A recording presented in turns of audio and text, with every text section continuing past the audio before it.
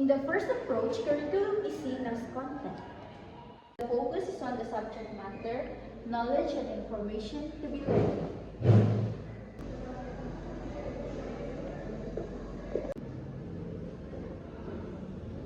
Good morning, class.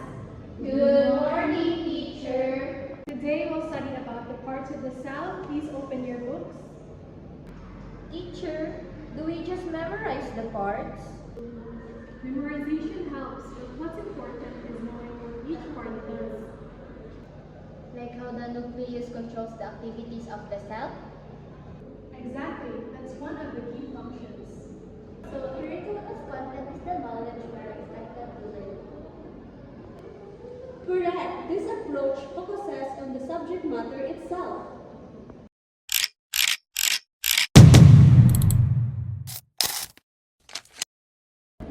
In the second approach, curriculum is a process.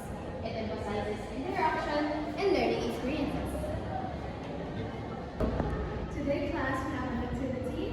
Here's a microscope and prepared slide. Please come forward and observe.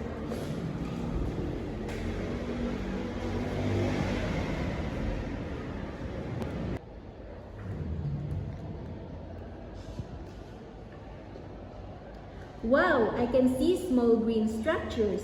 This must be chloroplasts. So plants use them for photosynthesis. Very good. You learned that through observation, not just by reading. That's a process of learning. So, curriculum as a process highlights how students learn through experiences and interaction.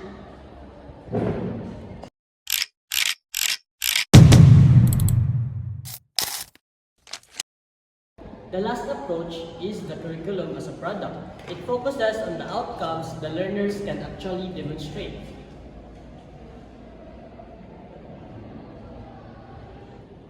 Now, class, show me what you've created from our past lesson about cell and photosynthesis. Teacher, I made a diagram of a plant cell with labeled parts.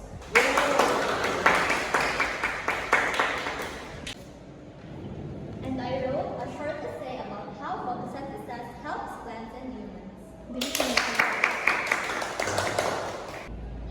I made a model of leaf showing where photosynthesis takes place. And I explained how energy from the sun is stored in plants as food. That's curriculum as product, the end results of learning.